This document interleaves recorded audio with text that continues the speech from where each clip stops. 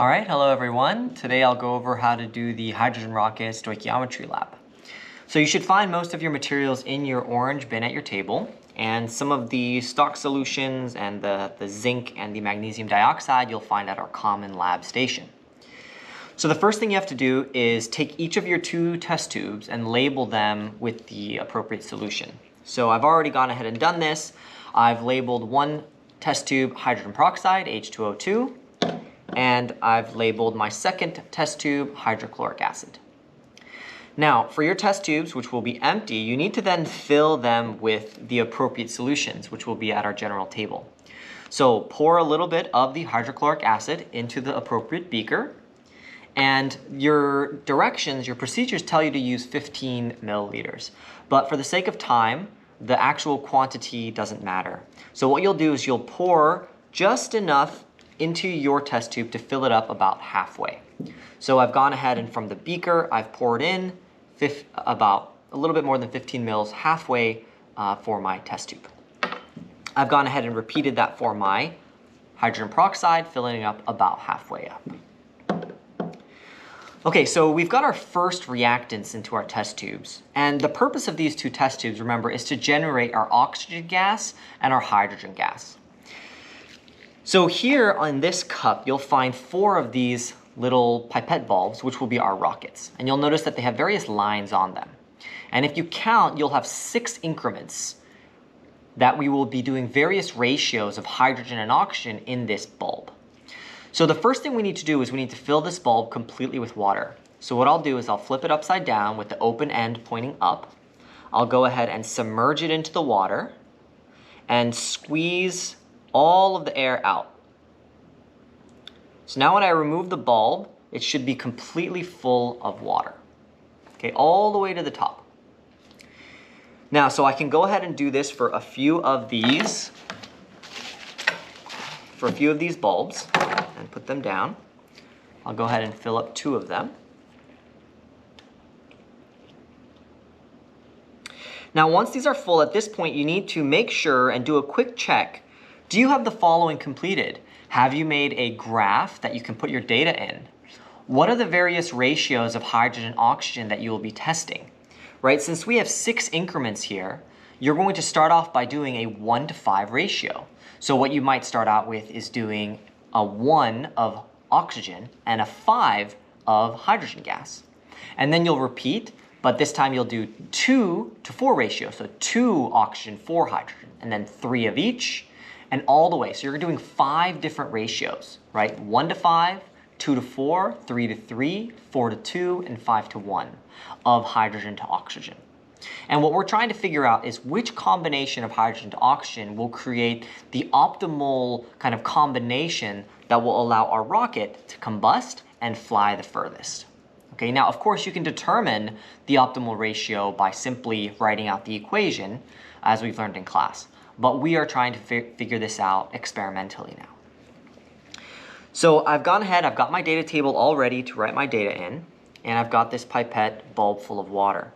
So now I need to take my zinc, and I'm going to put a few pieces of this zinc moss that I'll give to you, and you're going to go ahead and put it inside of your hydrochloric acid test tube.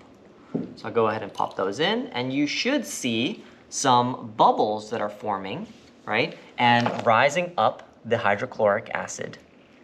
This gas that's forming here, that is the hydrogen gas that will now be exiting through this tiny pipette.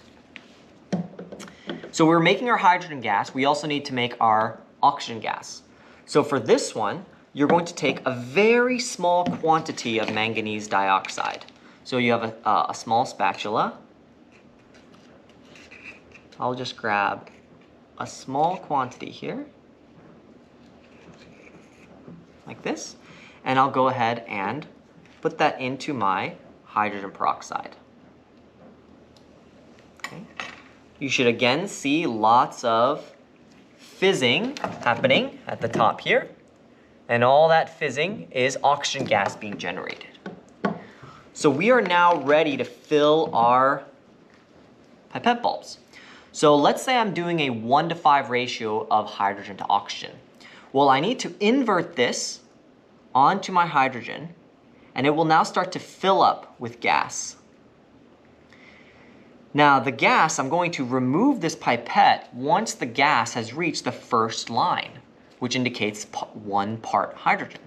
Now as you're doing this, you will want your tray, your test tube rack, to be in your tray because you'll get a lot of water spilling around. So now I filled up about 1 part with hydrogen gas, and then I'll put it on the other where it'll fill with oxygen. So I'll let that sit there. You can see the water that's being displaced is falling down the sides. That's okay. Now the key thing is, as the water is displaced, I need to make sure that not all of the water exits the pipette. You'll notice the very bottom line. I'm going to bring the water all the way to the bottom line. But if you'll notice, there's still a little bit of water at the tip of my pipette. That's crucial to the experiment. Now we've got our ratios complete. So the next step is to take our little launchers here. These create a spark that will combust the hydrogen and oxygen that's in your bulb. I need to slowly insert this into the pipette opening, and the spark, where the spark will occur, needs to be beyond the water. So make sure that it goes all the way into it, past the water. Once it's at that point, you will then angle it. So a lot of students use this as their angle. So you create the same angle each time, and you will click the lever. And at which point you should look for a spark, and hopefully your bulb will fly off. Now sometimes the bulb might not fly off, in which case perhaps it's simply not the optimal ratio of hydrogen to oxygen. Or there might be some other issues happening here. So that's why I provided 2 sparkers for you, so you can test both of them if you're having some malfunctions. Once you've done your trial, you need to make sure that you dry the tip of your sparker between trials. We want to get it as dry as possible, ready for the next one. So my first time, my 1:5 ratio did not launch. So I need to try it again to make sure that that is the correct answer. So I will do another trial, doing the same 1:5 ratio, and then a third trial. Then I repeat. Now I move on to the 2:4 ratio. I do 3 trials. 3:3 ratio, 3 trials, and I keep doing this. Now, eventually your rocket will fly off. And what we want to measure is how far the rocket has been launched. So you'll go ahead and go to the floor where the rocket landed, and you'll go ahead and put a little sticky note to indicate the ratio and obviously the distance. You will measure that distance using a meter stick and put all of that information into your data table. Okay? So again, key things to make sure that your trials work well. Make sure that the bottom of your pipettes have a little bit of water at the bottom. Make sure that you insert it far enough into your sparkers that the sparking area is beyond the water.